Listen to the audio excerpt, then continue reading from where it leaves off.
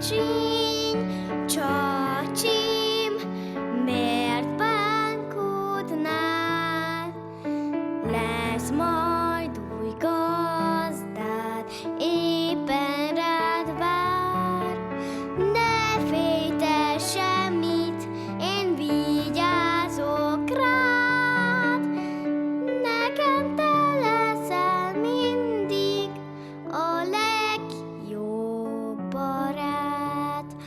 Száll az idő messzire, adhatnál annak, ki kisebb, mint te. Hello and welcome to Conversations with Nurit. I am Nurit. I'm speaking with you today from Budapest, Hungary. And my guest today is Stefan Hine. Hello, Stefan. This is our fourth time meeting. Yeah, wow. I already told you I'm flattered by that. Well, it's always wonderful to speak with you, and we always have a good time and have great topics. Stefan is speaking to us today from Lake Garda in Italy. And Stefan, first of all, congratulations. You just wrote your book, and it's called 49 Wonders. So congratulations, and it can be ordered from your website. I will leave the information at the credits so everyone can find your website and order the book. And Stefan is a coach, a teacher, an author, and also an athlete, I believe. Yes? Yes, I used to be an athlete, or let's put it this way. In my nature is an athlete. So whether I'm athletic at the moment or whether I'm doing sports or not, it's just in my blood. It's wonderful. And the topic of our conversation today is going to be education. We're going to talk about, it's a topic that's very near and dear both to Stefan's heart and to mine. And another surprise I have for you today is that the conversation will actually not be with me. It will be with my husband, Gabor Harsani, who is a Hungarian master of silence. So I'm going to be bringing him on. And the two of you can get started talking about that wonderful topic that is, as you and I both know, is very, very important today, especially if we ever want to find peace in this world. It starts with the kids. So yeah. I'm very curious. What will we speak about? Well, with you and as with Gabor, it's always what's present in the moment. It's always a surprise. There's no planning. It's spontaneous. So I'm sure it'll be lots of fun. Okay, Yes. so hang on, everybody. I'm going to bring Gabor. Oh, hi, Stefan. Hi, Gabor. Nice meeting you. Nice to see you too. I guess we have similar interest. Also, I'm basically an athlete too. I like physical activity. And whether or not I'm active at this moment, that's a different question. Yes, the same for me. Yeah, I like it's very interesting. Just today, I watched a video with Novak Djokovic, the #1 tennis player. Tennis player, And it's so interesting because I always felt already a few years ago when I watched his videos just playing tennis that he is in a different mindset or state of mind, or he does it for other reasons than the others. And today I watched a video with him. He now has a guru, but he doesn't like that word, so that's what the media is making out of it. Yes. The media is producing, and but he talked about his meditation practice and the way to see life, and that's so interesting because he kept his playfulness, and this is what for me this is what athletes are all about. So no child started playing tennis or mountain biking or whatever to be the first. or Yes. to become or to earn money with it.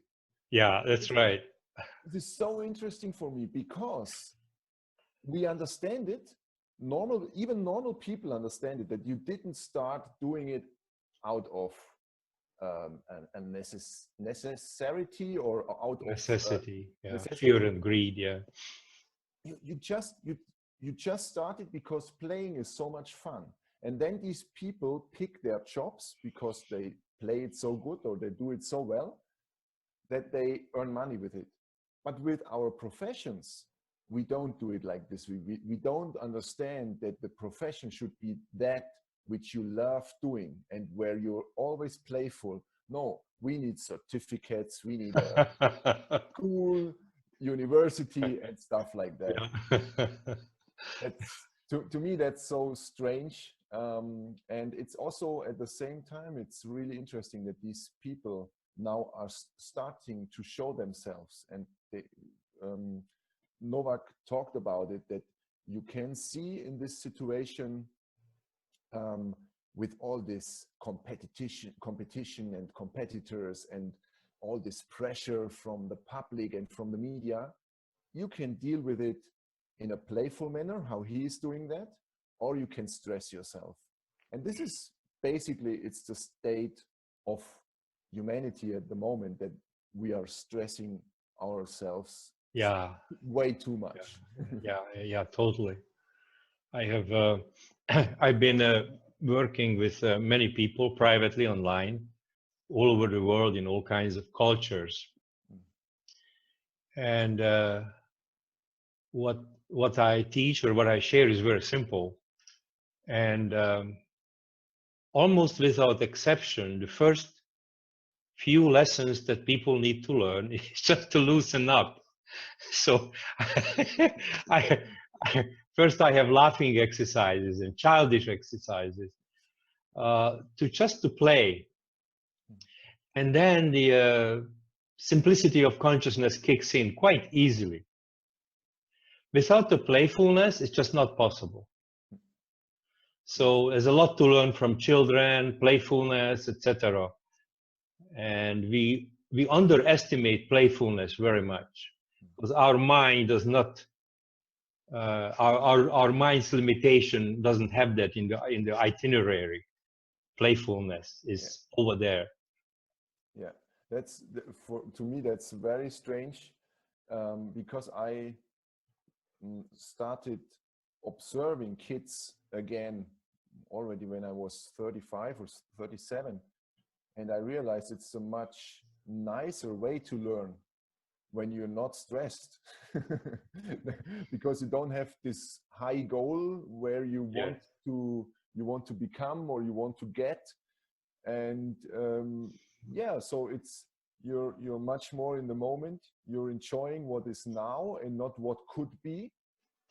And this, for me, basically, that's all what it's all about. There's nothing more to it, and this is also very strange to me, because I never had this enlightening experience, or I didn't have a satori, but somehow still I realized that what we did until now, or what I did until this moment, was too stressful. And I always say, or not always say, I just came up with this: I'm not a spiritual person at all. I'm spirit, which is realizing step by step that it's spirit and nothing else. So, and this is my way. And when you do it playful, you don't have there's not this obstacle that you can get too serious about your spirituality. Well, you have a huge advantage already if you're not a spiritual person. Yes. You don't have to overcome all the obstacles of spirituality. Oh my God, I didn't have my Kundalini experience yet. I wonder how many of them do I need to do to get to that next level. And I wonder when my guru is going to take me to across the river. Om Namah Shivaya.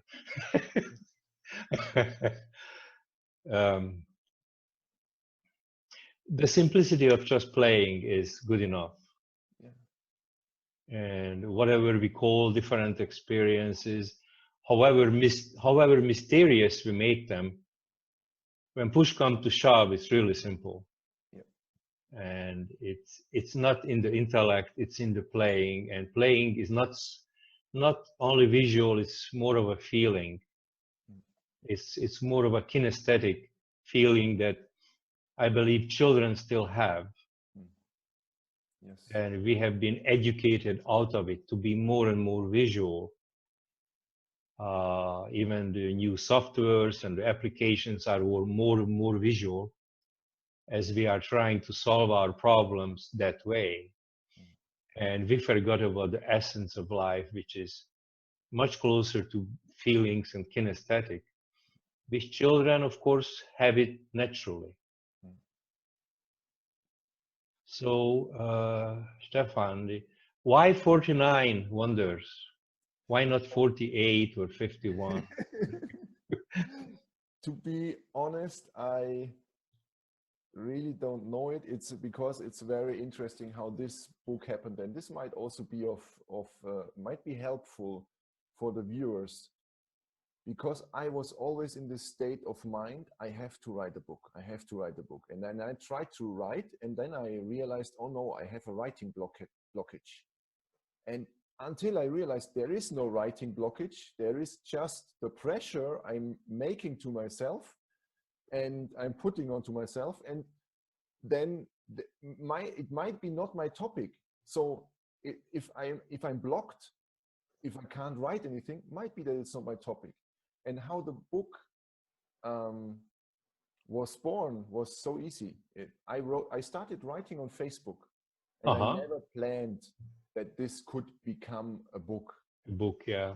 I just wrote on Facebook, whatever appeared, I wrote it down. And it was a longer process, but I did it over the years. And it was just inspirations. I was inspired by what I was realizing, and I shared it with the world, or with whomever had joy in reading it.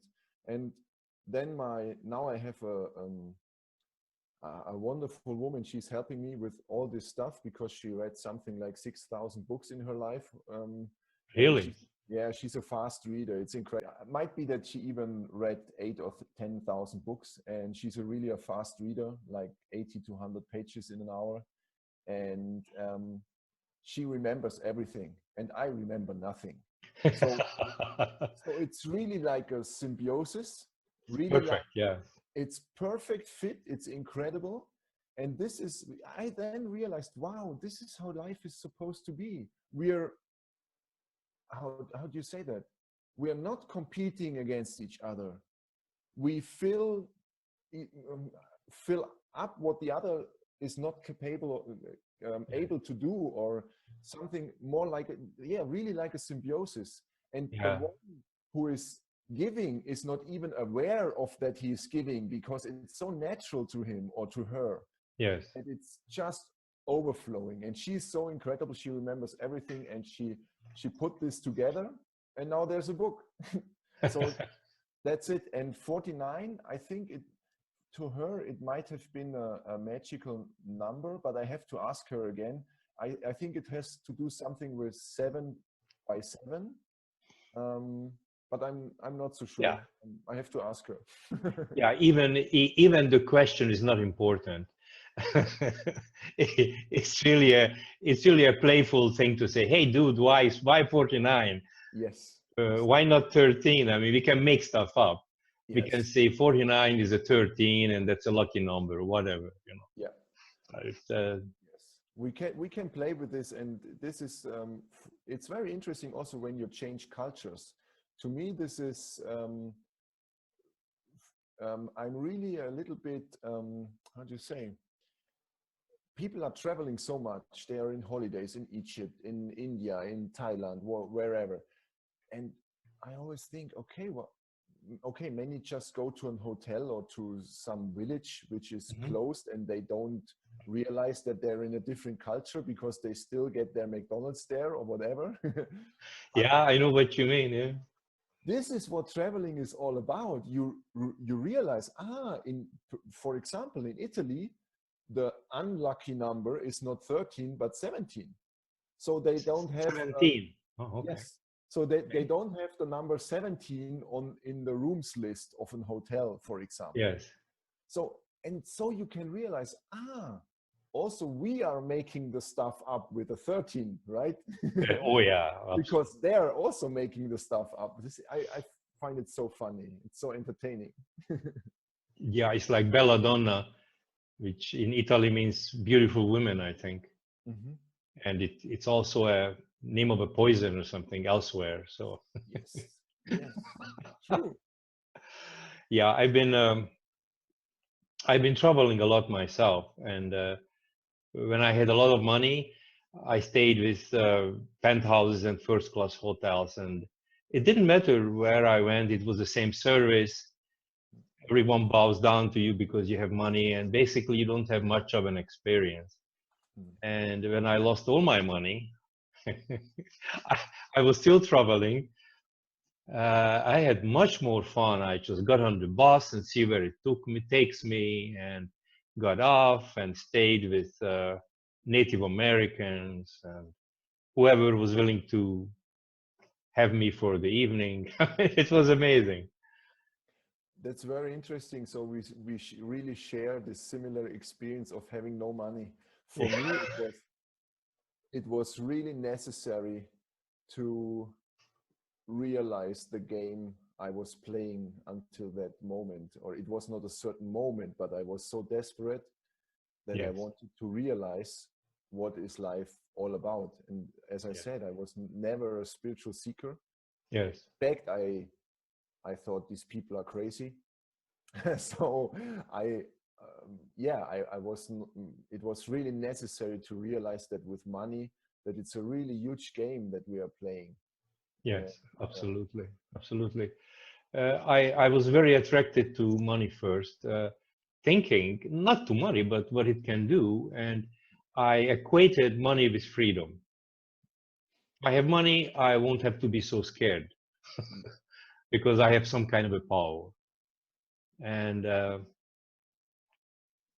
then I reached a certain plateau with money where it doesn't matter what kind of a problem I had, I throw money at it. Family problems, throw money at it. Health problems, throw money at it. So I actually never ever had to look inside. Then all of a sudden I lost all the money. I lost friends, family, money all at the same time. And whatever problem I had to look inside for a solution. That's a good start. Otherwise, I would have never been looking inside. I would be still looking outside, looking at my next project, getting excited about it. Not because I would need more money, it's because I got used to having the next project, a future event that makes me happy because I'm never in the present moment. I'm always thinking what's going to happen in the future. Yes, that was exactly the same with me. I was only thinking about next marketing steps, next possible goals, where to go, what to reach, and all this stuff. Yeah, so it seems like was really necessary for me. Yeah, for me too. I would not be the same person at all. Yes. I mean, I was always kind of a nice person, but the mind was always running. And, I always talk to people whom I perceived that I would benefit from. Yes. Maybe I can sell them something, or maybe we can have a joint venture in a project or something. Was never just being able to just be with the person and just be. No special thoughts. Yeah. And this is what we are also doing to the kids. Yes. Because we're pushing them out of this state where you don't have to think and where you don't need a goal to do something, because the action itself is so fulfilling and so now in the moment that you don't need to think about having lunch or dinner or sleeping or whatever. You just do because you enjoy it. And this is then something the adults don't realize anymore, that you can follow the fun and the joy and the bliss, and that this is your heritage. This is Exactly. what you came here for. And now I can't do this because I don't earn money with it. Yeah, okay, yes, in the first moment it might be like this, but maybe you should try for a little bit longer than just 5 minutes to follow your bliss or your joy, so that you can experience this state of a child again. Yes, absolutely, absolutely. It's we see them playing and we say, from a perspective of fear, hey, stop what you're doing, learn all this fearful stuff, because look at me, how fearful I am and how I can overcome obstacles from this perspective of fear. So please go to a school, preferably a very good slave school, so you can be a better slave and earn more money from fear. Yeah. And so it's amazing. I know from my own experience. I remember when I was a kid, I was just, wow. I was talking to the bugs and stuff, and all of a sudden people come in and say, no, you gotta go to school, you gotta do this, you gotta learn this. And I was very good in school, because by that time I realized that I want to know what my enemies want me to know. That's great. So it was like, well, I disagree with all this shit, but I really want to know what you want me to think or know, or how to think. Yes. And so I think if anybody is watching this video, I can tell you, be very good in school just for that purpose. Study everything that you can and don't believe anything. Yes. Yeah, that's very interesting, because I even don't remember it very good, and I even don't remember this experience as a kid really just being. This is for me, it was gone, or maybe even not ever present, maybe as a baby, but I can't remember. Yeah. It was really like always, I was always in conflict with the outer world, because they wanted to have me doing something which I don't liked. And I had always this fight with my parents, then later with the authority and teachers and stuff like that, because I didn't know, why is everything so wrong here? Why are they forcing me to do stuff like this? And I just realized that for me, it is like this: we have an internal navigation system. That's right. Like some call it intuition, your feelings, but we don't dare to follow that, because we have so much fear in our head that we say, no, I can't do that. It's not possible. I can't go to Italy. I don't have friends there. I'm not speaking the language. I don't have money. I don't have work there, and stuff like that. And that's also what we push children, like in situations. For example, a child meets, for example, his aunt or grandma, and she or he doesn't like her, the grandma, and she says, no, I don't want to shake hands, or I don't want to kiss, I don't want to. And then we teach the kids to be a nice person, to not follow their internal navigation system. That's right. To say, no, but this is your aunt. You have to greet her, and you have to kiss her, and you have to please her.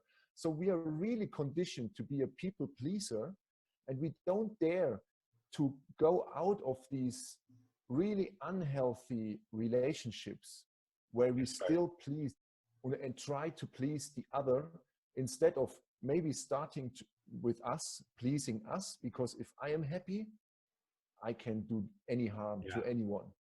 Yeah, it's like we say, please develop a value system that what's important is what other people think of you. Yeah. So that's the value system, instead of the internal navigation system, which connecting to the whole universe. But oh no, That's not important. What's important is our limited little mind, which will enable you to limit the universe. So I know what you mean. It seems that when we talk about education, it's like the whole world needs re-education. We need to acquire those skills that is our right, that is built in, factory built in. When we were born, we have to reacquire it, remember it. Otherwise we're in trouble. I mean, we're solving all our problems with some kind of a violence. There's a crisis, there is critical mass, and there is a war. And then we start rebuilding. There is a crisis, there is a critical point. We kill something again. So the solution is always to have a war, to destroy something, to kill something. And of course, if you see a film or a video, those reaffirm that those are the solutions. Shoot somebody, kill somebody. So we live in this ridiculous open air lunatic asylum. So we need everyone needs the re-education to be a child. That's a very important thing, and people think we or other who say this are crazy because it would not work and the world would fall apart. Yes. But it's very strange that, for example, all these ethics and the moral, that you have to have a certain moral or ethical attitude, you only have to teach this because we forgot that we have it in us. That's right. It's just automatic. If you're a little bit open, you even can't prevent it. It just comes to you. It does all the stuff. You don't even have to do anything. You might be saving lives in a few hours more than you could with every Red Cross on the world, just because you open up to it. It's really strange. But you don't have a judgment about it anymore. You don't judge yourself as good and not even as bad, because it just happened. It happened to me. He told me I saved his life. I'm not even quite sure if I really did, but he's convinced. So, and I just did what I had to do in the moment. And I was not thinking about, maybe I get some money from him because I'm now saving his life or something like that. I just said, okay, we are going. I'm calling the ambulance. That's it. And I take you to the helicopter. So it's very interesting that we only need also the laws, the whole system of laws is only necessary because we forgot that we have it in us. Yeah, exactly. And all the many of the so-called spiritual teachings, and you were spared that, so that's good, is basically a lot of behavior modification. Yes. Be a better person, love everybody, forgive, just forgive him. He hurt you, but just forgive him. How am I going to do that? Tell me, how am I going to forgive? If I don't have love in my heart, I'm not capable of forgiving. Yes. But if I had been left with my factory built-in love process that I don't need to think about, it's automatically forgiven, or it's not even important to forgive or not forgive. Yes. So the world definitely needs to be re-educated and learn from children, and a lot more laughing, a lot more play, a lot more playing. Even if you run your business with a little bit more playful of a fashion, funny enough, it becomes a lot more successful. Yes. Oh yeah. I remember when I first opened my business, I was very successful because I was kind of playful, happy-go-lucky, and I made a lot of money. Then I got serious. Oh my God, the books and the net worth and the bank. Oh yeah. I was not nearly as successful being smart when I was playful. Oh, wow. Even that. I love you, especially for saying that, because I see it's strange. I'm not so much into the spiritual community, but I see it at each and every corner, that people are making something up, or they are making something out of spirituality, which it is not. So like following another rule, like Yes. now you have to be Yes. peaceful, and now you're not allowed to hate anyone anymore. Yeah, Yes. but I'm hating at the moment. I'm really angry. So Oh no, you can't be angry. no, Then you're I not can't. spiritual.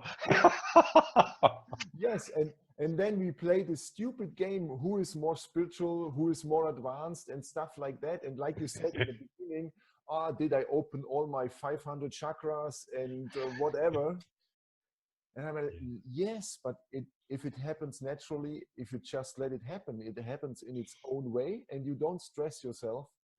And yeah, but this is it is really, for me, most of the spirituality, most part of it at the moment, is just another version of our educational system, which tells you what to do, when to do it, in which position, and if you're allowed to do it, and who tells you, who is the police, who is watching you to do it or not to do it, and who will judge you, who is the lawyer, and who is the That's judge right. at the end to tell you, now you did it right.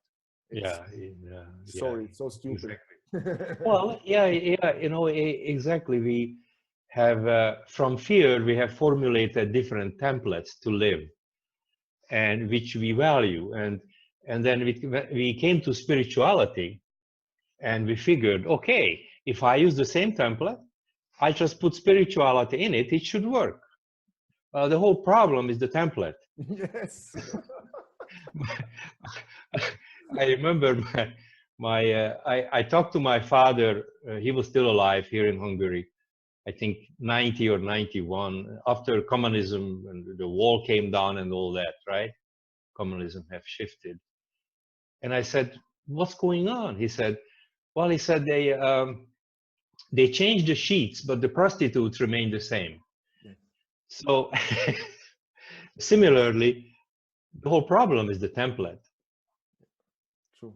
Absolutely. And there's a huge difference between so-called spirituality and awakening.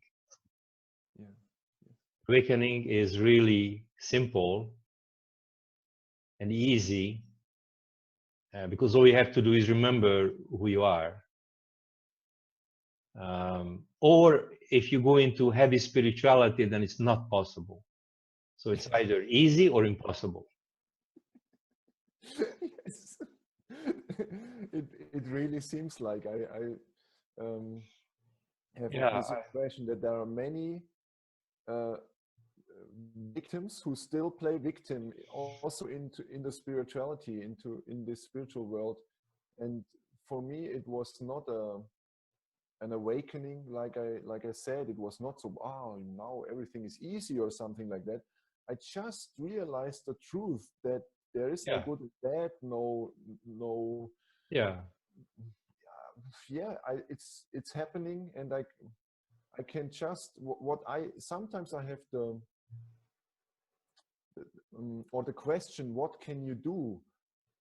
It's really about my attitude and about my focus. This is what I can change, and what is also easy for me to change. I can put the focus on my victimhood, or I can put the focus somewhere else, and you can say, oh, but what's happening? Maybe it's not so bad. I don't know. Maybe it's quite okay, maybe even good. But we will find out in the future. And until then, we just have to wait, or I just have to wait what comes out of it. And for me, this is such a natural and also beautiful process. I don't always like it. Like, most fun in my life, no. I have also situations where I'm, if I could choose, I would choose differently. But you're just going with the flow. But what should I do? I mean, I can't, like a few months ago, I had some experiences which felt like dying, and I didn't like them at all. So, but somehow I survived. I still don't feel good, but life goes on, and I can, through that and through accepting that step by Yeah. step, I can realize so much more than by any spiritual practice. I never meditated, for example, or not what is called meditation. I don't know how I did it or what I did. Yeah, what's interesting is that I heard about some of your not sicknesses, but you go for a checkup and stuff like that. And I had almost exactly the same happening to me. Matter of fact, I just came today from a thorough examination, full cardio and everything. The symptoms that most people would run into the hospital every 5 minutes. And they determine there's absolutely nothing wrong. Cardio, blood, this, that, and everything is clean. But I have symptoms that, like, wow, if I tell somebody I have chest pains and this and that, hey, dude, run to the hospital. Yes. Yeah. So I really think that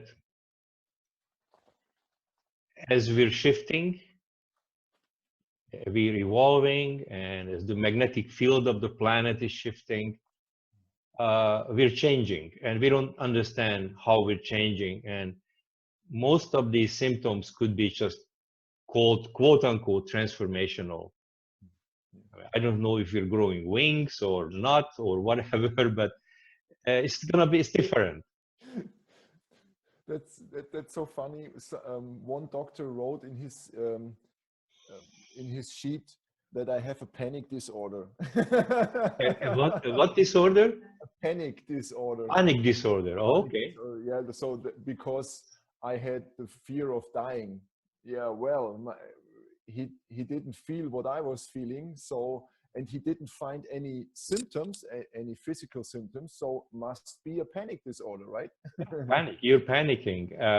The first identification of it's very interesting. First, when I went to the first so-called doctor, he said, the number one thing I would recommend you is relaxation and meditation. I can recommend you to a meditation teacher. Wow. So, because I haven't seen anything like that before. So more or less, they told me the same thing. You have panic disorder, you need to relax. And I said, well, I teach how to be in the moment, beyond meditation, mind you. Oh, no. He says that looks like a symptom of, the shoemaker has a hole on the shoes. So there is a lot of misunderstanding out there about what's happening with the body and all that. Yes. And what's also interesting is that everyone has its unique own experiences, and that we humans, we try to say something like, you don't panic. I had the same and I survived. Yeah. But maybe I die. Maybe. Maybe. That's what I'm supposed to do. Yeah. So just because you survived, I should be calm or whatever. And this is so interesting, because it really brings you back to yourself and to your experiences, and That's not right. listening to anybody else, but to listening Right. to your gut feelings again, and to your Exactly. to that what you feel, and not what others tell you. And they tell you all kinds of crazy shit.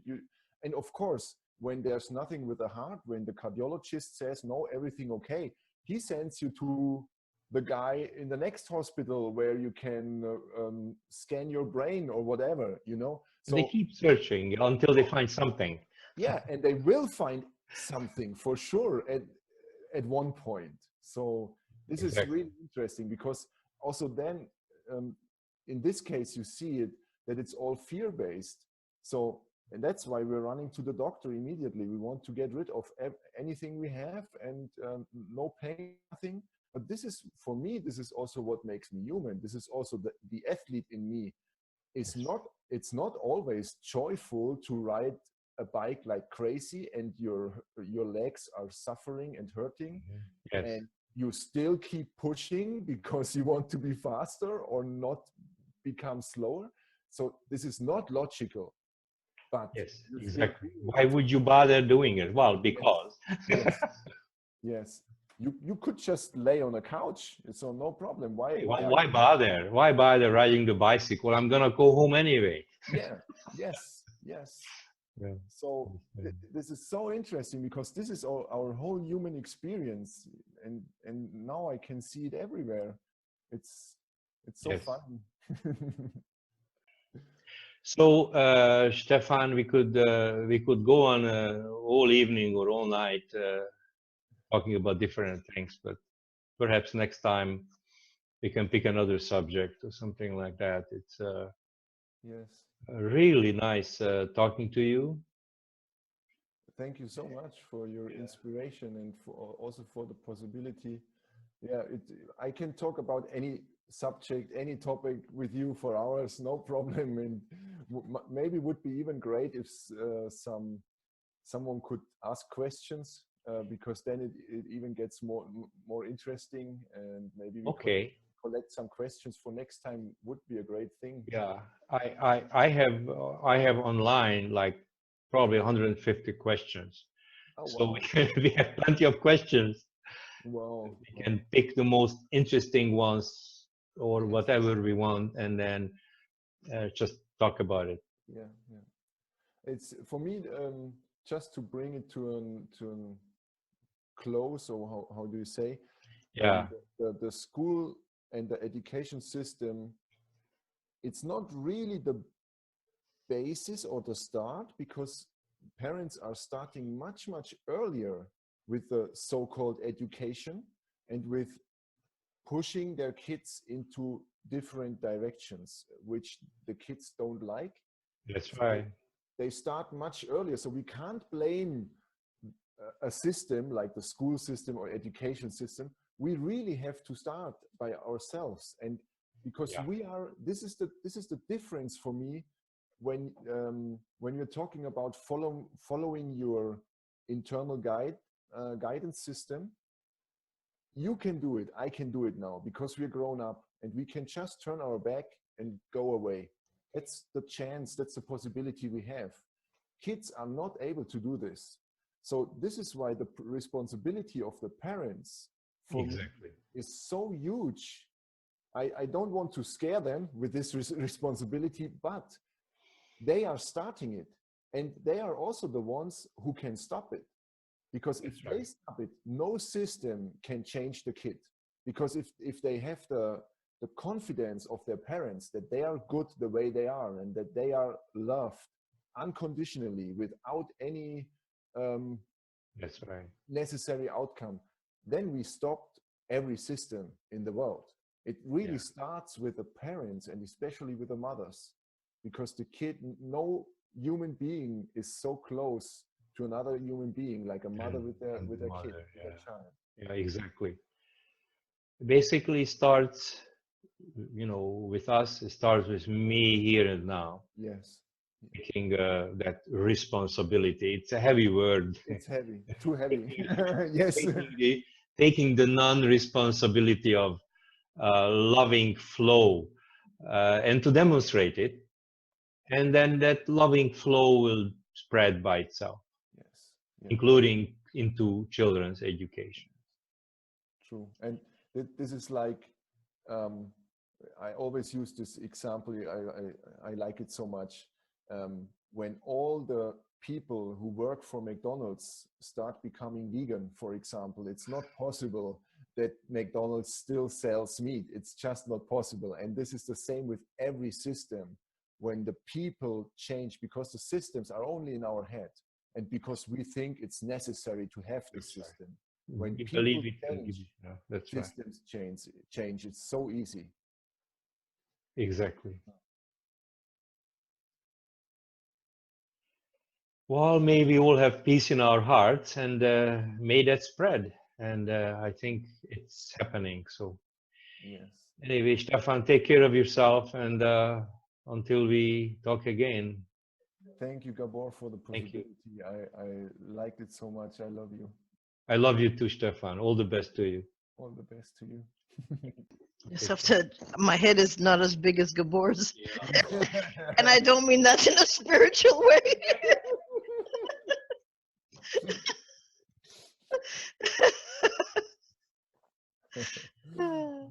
Oh, it's been wonderful. I've Oh, thank you listened so to all much. of it, of course.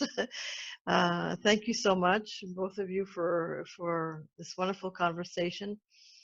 And just to add about the responsibility, uh, you know, growing up and then being on a spiritual path, the word responsibility was always very terrifying. And but it was since I met Gabor, I've learned that there's really only one responsibility, and that is to be. Yes. And when you be your authentic self, your original self as love, everything falls into place or rises into place. So Yes, that's true. it's, yeah. Thank you so much for joining us, Stefan. And I hope we'll do it again soon because you guys really have wonderful chemistry together. Yes. Two of you. Okay. Thank you, everyone else. I hope you enjoyed it as much as I have, and as much as Gabor and Stefan have enjoyed it. And like Stefan said, if you have any questions, we have lots online from people that send it to us. But if you want your questions answered, you can write to info@nuritoren.com. I will have it posted as well. And we would love to hear from you. If you like what you heard, please share this. Let your friends see it as well. And you can subscribe to my channel. There's lots of wonderful videos on there as well. And until the next time, God bless and enjoy being playful. Egy érzés, hit, remény, mind azt, mi